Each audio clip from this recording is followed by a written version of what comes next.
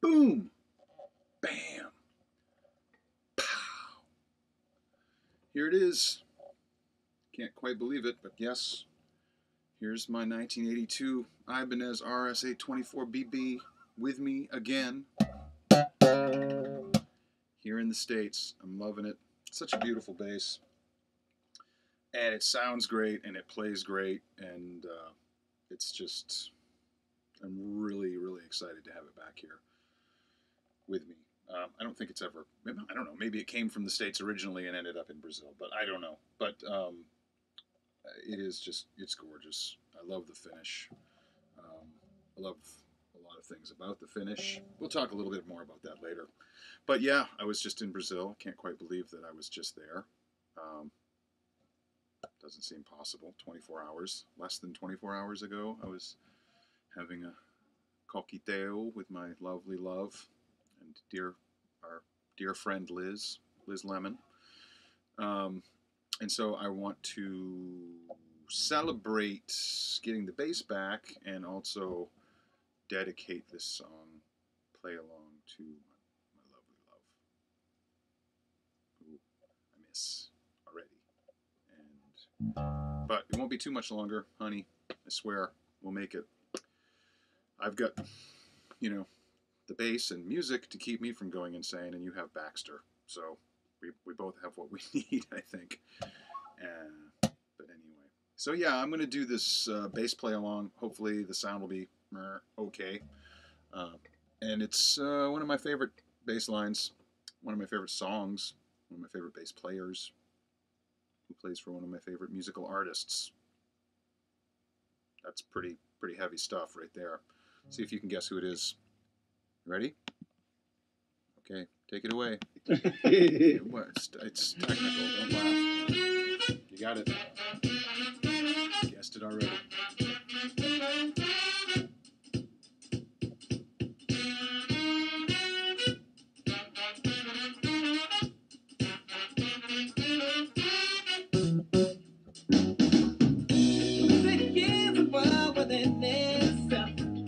Language we all understand. With an equal opportunity for all to say this, clap their hands. Just because the record has groove, don't make it hit the groove. But you can tell right away, let's stay when the people start to move. They can feel it all over. They can feel it all over me. They can feel it all over. They can feel it all over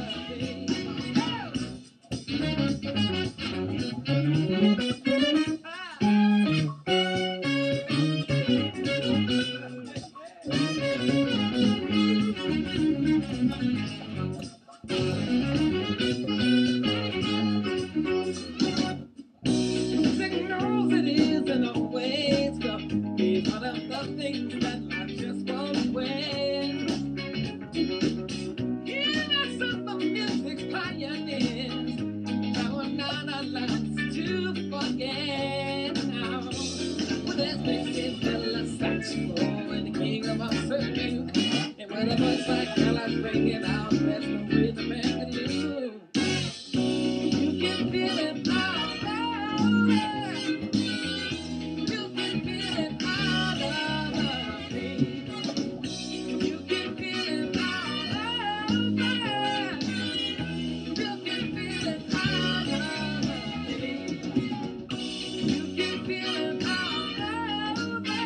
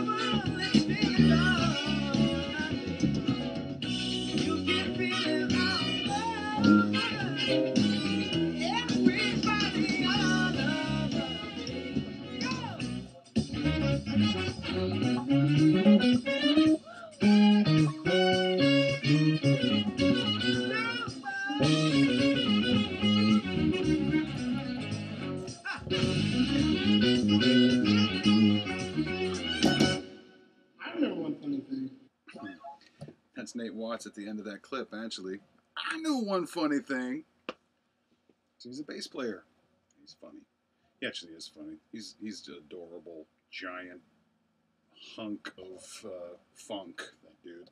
Chunk of funk. Wow. What a great bass line, huh? Wasn't that fun? And Nate Watts is one of those bass players that was originally a trumpet player. And there's so many of us, and I say that because I started out as a trumpet player myself. And so there was me and Nate Watts, and there were a lot of others. Flea, for instance, also played trumpet, flugelhorn. John Paul Jones, John Entwistle, Daryl Jones. So many. I have a theory about that, if you're interested, which is that the trumpet, much like the bass, is essentially a single note instrument. So when you're playing lines, when you're playing the bass, you're playing,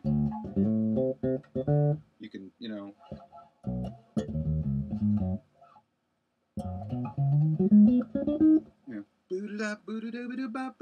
you can imagine the two are very similar. You don't really have to imagine too much. You can just notice. And the timbre's very similar between a trumpet and a bass too, the voicings. And I think that that's a big part of it. I think it's kind of a logical jump. I mean, if you're hearing the trumpet when you're young, it's really easy to hear the bass, as you kind of progress musically. And that's very cool. And, Nate Watts, those lines, he's very, very slick. He does a lot of slides, trumpet, a lot of those things. And he also was the first person that I was familiar with who did stings, these little slides, these trills. Not really a trill, because I think of a trill more as a, where you're rapidly lifting your finger off and on, as opposed to sliding rapidly, which I call a sting, predating the Gordon Sumner whole thing. And he did that because he's been with Stevie Wonder basically his entire musical life. He had been playing for 2 years when Stevie Wonder called him up and said, "Come audition for my band." And he's been Stevie Wonder's bass player and musical director for ever since 1976. So, and Stevie Wonder, obviously super amazing everything, but keyboard player, and he was playing synth bass, one of the early synth bass players, and there was a little pitch wheel you might have seen if you're a musician. You know this, but if you're not a musician, there's a little kind of toggle, and you could hit the note, and if you pushed up on the toggle, it went up in pitch, and if you pulled down, it went down in pitch. So people would get this funky sound. They go, and you do it really quickly, and it gives this wavering sound. Well, Nate Watts applied that same thing to the bass to be able to match Stevie Wonder's, lines that he was playing on the synth bass. That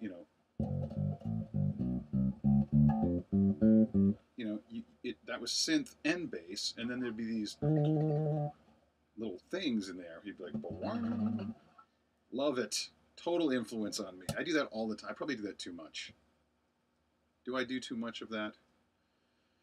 Please note in the comments below if you think that I do that too much. But anyway, Nate Watts, totally amazing, great, wonderful human being, gifted bass player, musician, and kind of a pioneer for a lot of these techniques, I think. Played Fenders originally, then Music Man Stingray, and then he kind of got into all the custom basses like everyone else did. But that I think was played on a Fender, pretty sure. And I just played it on the P bass setting of this bass, which is just this pickup here, to get that precision kind of sound, which is fat and woody, and when you're doing those lines, it sounds right. So yeah, man, in love with this bass. So glad to have it back with me. So glad to be back with it. Brazilian Brown, only year it was made. This finish option was offered, 1982. And so this is a rare bird. It's a piece of Brazilian mahogany, which I'm going to get up close and personal for a second.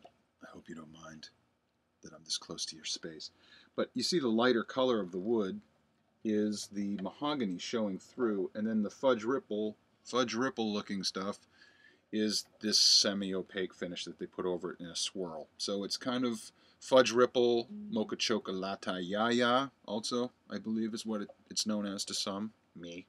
But it's really beautiful, and it's a Brazilian wood. The wood was from Brazil. So they called it Brazilian brown. That was the finish. The code, BB, Brazilian brown. And they only did it that 1 year, like I said, 1982. And 1982 was the year I started playing bass. And this bass was featured in the 1982 Ibanez bass catalog that I got from Northern Kingdom, actually, and would study in, I would dare say, pornographic detail. I mean, I knew everything about this bass before I ever even had my hands on one. I never actually played this exact model until I moved to Brazil and found this one, and it became mine. So I've brought it back to the States with me. There's just too much coincidental, amazing synchronicity with this bass and me for me to ever get rid of this. If I ever talk about getting rid of this, if I ever mention it, just drop kick my junk like into the stratosphere. I give you my permission to do that. Wear pointy shoes too, or steel-toed boots. No, I've got to hold on to this. This is a keeper. It's totally a keeper. Like me, my wife says I'm a keeper, so we have that in common. There's another synchronistic commonality. Wow, I am rambling on. It's the lack of sleep deprivation, and unbridled enthusiasm, I think, is what we can blame all of this. So why are you still here? You can't still be interested in this video. In this bass? Really? You are? Wow. You're a good friend. You're really a good friend. Oh, one more thing, since I've got you. See this bridge right here? Big, massive piece down here where it attaches to the body and the main anchor points, which they said was something that helped transfer sustain, increase sustain. I kind of posted about how, the mass of something doesn't necessarily equate to sustain. But what is really cool about this bridge is something that was very cool about the original Badass bridge and the design parameters, which was, see the sides of the bridge come up and the saddle pieces are kind of cupped in between them. See that? They can't go this way or that way. It's laterally stable. It's lateral stability. And that is a big part in why the intonation, I think, and the tuning stayed so good. Because if you're a pretty aggressive player, which I am, and a lot of people are, really, but you're really digging in, and you're even pushing down while you're popping up. You can see you're anchoring.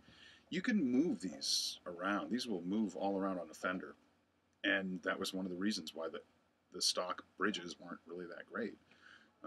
They were good if you were someone that used the tug bar and just kind of went, that kind of a soft player. But once techniques developed that were much more aggressive, slap technique, thump and pluck, as it was originally known by the inventor, Larry Graham. I mean, you're literally pounding the strings and snapping them, to get that sound. So, I mean, that is aggressive playing. And if you have a cheesy, if you have a flimsy bridge, that can pull it all over the place. So that's the real reason why I think these bridges are super good. I could just keep going on and on about how much I like this bass. Roadster. Where is it? Roadster. There you go. I love these tuners. Look at these tuners. These heart-shaped Hercules tuners. Oh, look. Price tag. Still on it. What were they asking? Woo. 4,500 reais. Wow. Well, no wonder it didn't sell. No. No, it's worth every penny of that, especially in a place where the cheapest Fender Squire costs almost 2,000 reais. Give me a break. This is leaps and leaps and leaps and bounds better than a lot of what's on the market, I would say. I mean, the quality of these basses, when they were making them, and I've said this a million times, and since I can't seem to shut up right now, I'm going to just say it again, that the late 70s, early 80s, sort of the disco new wave era Ibanez basses, and even Yamaha's Japanese production, but Ibanez basses were 10 times the instruments that the Fenders and Gibsons of the day were. They really were. They just blew them out of the water for the quality and features. I mean, this bass was produced Fender, right? Fender Musical Instrument Company, who had for a long time, the inventors of the jazz bass pickup and the precision bass pickup didn't offer this option of a bass with their two pickup designs together on one bass until after their Japanese competitors had already been doing it for 10 years. Ding! It's just, this is the most popular, or was at the time, the most popular pickup option you could do. And it was always custom or aftermarket, because Fender dropped the ball so hard and so far they couldn't even see where it was to pick it up until it was repurchased by the original. You know, it's a long story, but anyway. So yeah, of that era, these basses are just way better. 24 fret neck. You know, Fender barely offers that now. You know, and it's something that Ibanez listened to bass players, and they're like, "Wow, we'd really like to have more than 20 frets. You know, that would be nice, especially when you're doing these lines up here. You know." So they did, and the body contour, the cutaway being so deep so you could get up here. And yeah, wow. Okay, I really do need to shut up now, because this might never end, this video. But thanks for coming to see it. Thanks for watching it anyway, if you are still watching it. God,